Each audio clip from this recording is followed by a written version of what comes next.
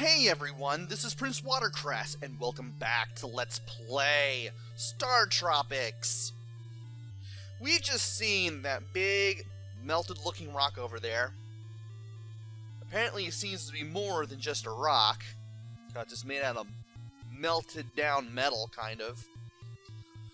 So there's a reason why this thing is here. We don't even know what this thing is yet, but it probably has something to do with this whole adventure that we've been on. But enough about that. We gotta find Dr. Jones. And we have to go through another dungeon to get there. Now, you could go north. That makes total sense, right? Wrong.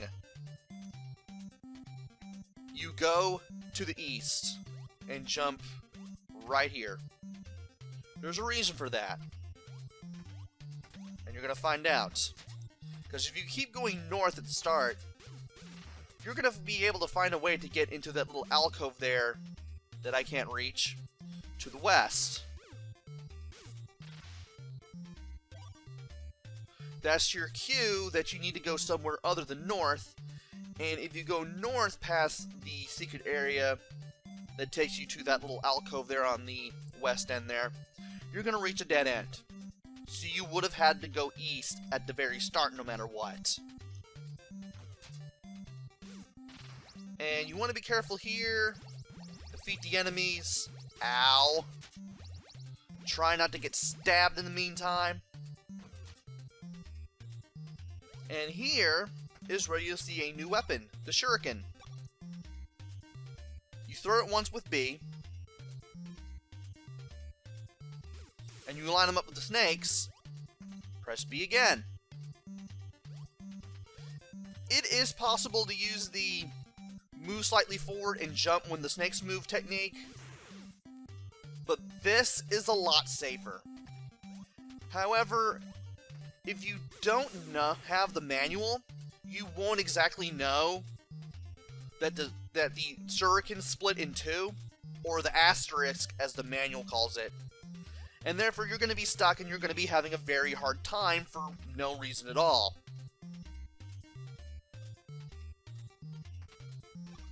Case in point.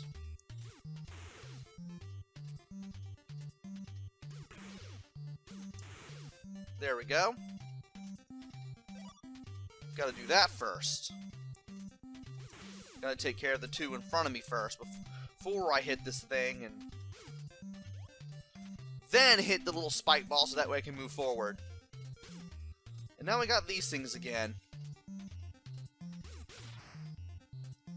Waiting for this thing to line up with me diagonally so I can hit this thing from a distance. And okay, no. Alright. Now, finding that switch and hitting that button will take you north. But if you go to the left after you defeat the flies, you'll get 2 pairs of hearts. You will need these.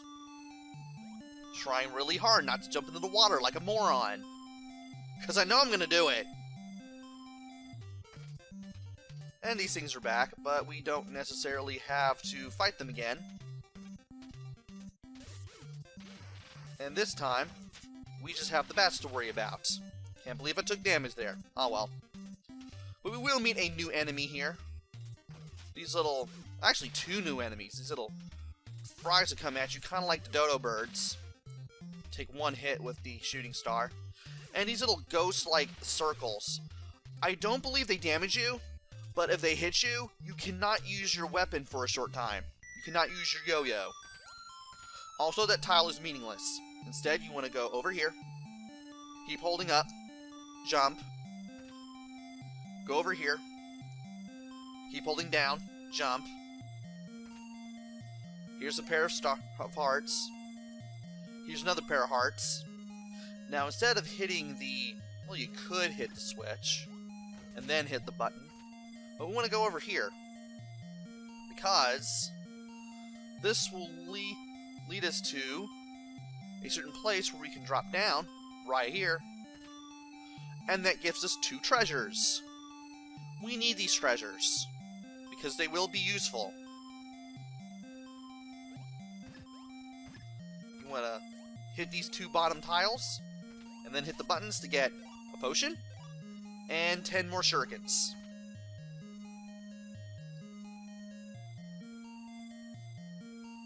Now we want to go back up the stairs, hold down and jump when we near the water, and then we can just open our way up to the west here.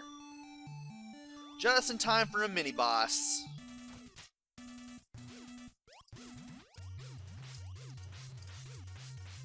Now, when these guys see you, when they're lined up with you, they'll spin around and shoot a bunch of projectiles. You can use a shuriken for this, but you don't necessarily have to.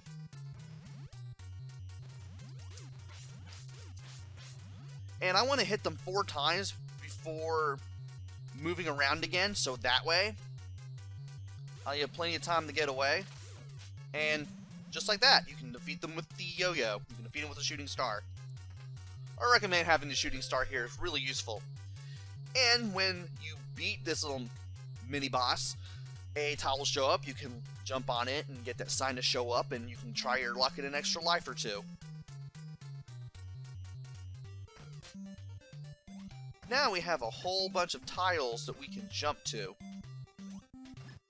They'll all either have a switch, a pair of hearts, or a button when you leap on all of them. And you are going to have to leap on all of them. Let's go ahead and switch to the shuriken here. And this time, the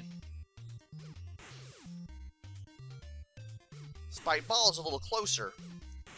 This is where you have to know what to do with the shuriken in order to not take damage. And when you see this moving set of rocks here, you better be ready to jump. And then when the rocks materialize into a monster at the very end of a wall, you want to jump again to avoid the projectiles and hit the monster with the shooting star. Time to move on. Now we got a whole bunch of bats. Not a whole bunch of bats, but a whole bunch of wasps. And it's a good thing I moved out of the way of everything.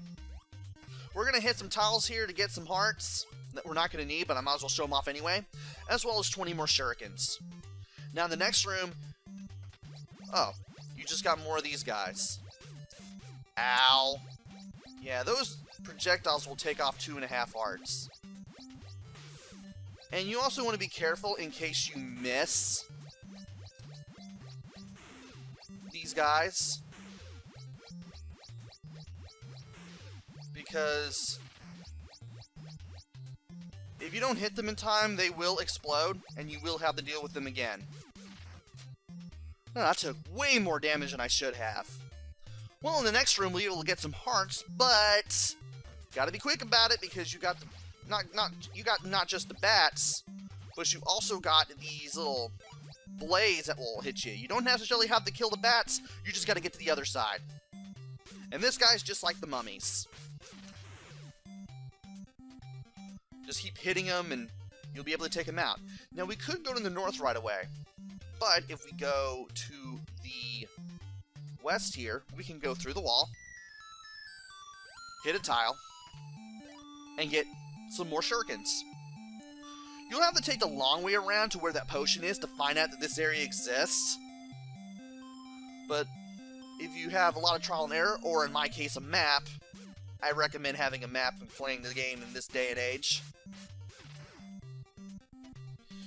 You will be able to know where that shuriken is and you'll be able to grab it. Now I got 4 more of these monsters. And we got those little ghost-like things. These things are going to be bad news if you're not expecting them. At least there's one good thing about being hit by the ghost circles. You have invincibility frames like you do when you get hit by any other enemy. So you can use that to get past the rock monsters without getting hit if you need to, in case you get trapped in a corner and one of the ghost circles hits you before the rock monsters do. And by walking through the center of the west wall, we'll be able to go over here. I'm sounding like AC Bailey. Now there is a potion here, but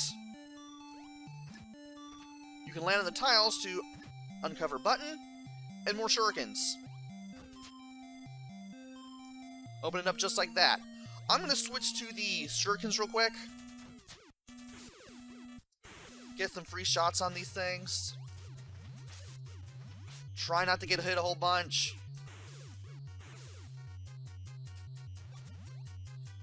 You know what, I may as well just go ahead and stick with the shurikens.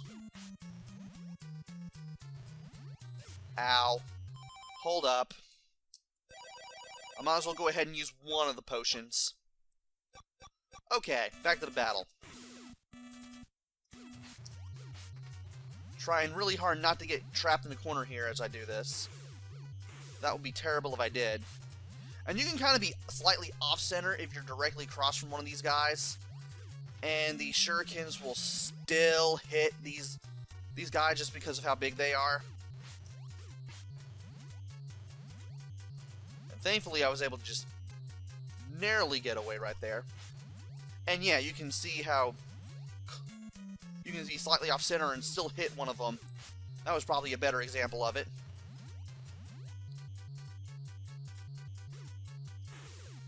Alright, now we got rid of one of these guys. I'm going to go ahead and switch to the shooting star here, and that just took care of the other guy immediately. And we've been doing pretty well so far, I do have to admit. But as soon as you get in here, well, you're not exactly done with things yet. Here's something interesting. If you go to the center of the corridor and go through the west wall, you'll be able to find a bunch of buttons that you can hit. Feel your way around by jumping from one tile you can't see to another, and you'll be able to get 2 hearts and 20 more shurikens. We're going to equip the shurikens real quick. Why? Because we're going to turn the lights on as soon as we get in here. And we're going to have to avoid the fireballs while using the splitting power of the shurikens to hit both of these statue heads at once. You want to aim for the same level where the mouth is on these statues. If you line them up with the eyes, it won't do anything. And if you left to the sides, you would have been able to get a pair of hearts and more shurikens that we're not going to need. Yeah, those, you're not going to be able to reach the statues and hit them without taking a bunch of damage. Pretty sure those flames may be insta-kill, but because I knew about the splitting power of the shurikens, well, I didn't even bother testing that out the hard way, and I just rather not, given how nasty this game can be. You don't necessarily have to move the size to avoid the fireballs. As a matter of fact, the fireballs don't always come out at the same time. Sometimes you'll be leaping over one set of fireballs from one of the statues. So that's pretty nice. And don't worry about that light up tile sinking on you, because it won't. And that skull is there just to scare you, by the way. Kinda does a good job of doing it. But there's nothing else to do here, so let's go straight to the north and get out of this dungeon. Finally! We've gone through 2 dungeons in this chapter so far. And we have our data saved. So now, all we have to do is just follow the path. And thankfully, unlike the maze-like corridors that we had to go through to get to the 2 dungeons, or to the second dungeon rather, this path is very, very straightforward. So all we have to do is just keep following the path, just walk around the big hole. I'm assuming that's probably where the big metal rock-looking thing crashed through. And we can finally talk to Dr. Jones. We have finally found the man. Hey, Mike, it's me, Uncle Steve. You found me. You stand speechless. He looks very much like your father. Well, he is Mike's uncle, you know. Uncle, are you alright? Yes, I'm alright, Well, you're fantastic. I'm very proud of you, Mike. Let me tell you what happened. Listen carefully. A month ago, I found a big rock in these ruins. I think you know the one. I decoded the cipher. It told of an incredible story on a faraway planet called Argonia. The Argonians battled evil aliens. The Argonians were all but destroyed. They sent their last escape pod to Earth. Mike, the rock you saw is the burned remains of that escape pod.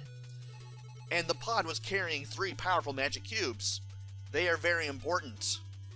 This explains the 3 holes in the rock that we just saw, which we now know is an escape pod. The evil aliens chased those magic cubes to Earth and abducted me to get at them. The story is complicated. Do you want me to repeat it? Well, I've kind of explained it to you, the viewer, so no. The aliens forced me to reveal the location of the magic cubes. I'm ashamed. I was too weak. Now they've taken them from the big rock. The magic cubes must have been sent to Earth for a reason. Mike, please get them back from the evil aliens. You respond bravely. I will go to the alien spaceship and get them back.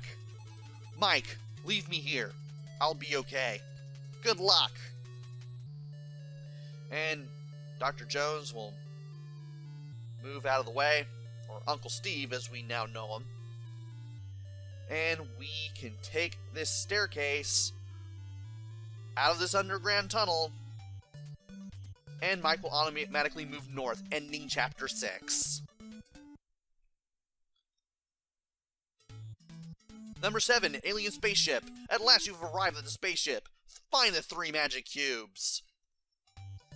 And we will be doing just that in the next video. So join me next time where I take on Chapter 7.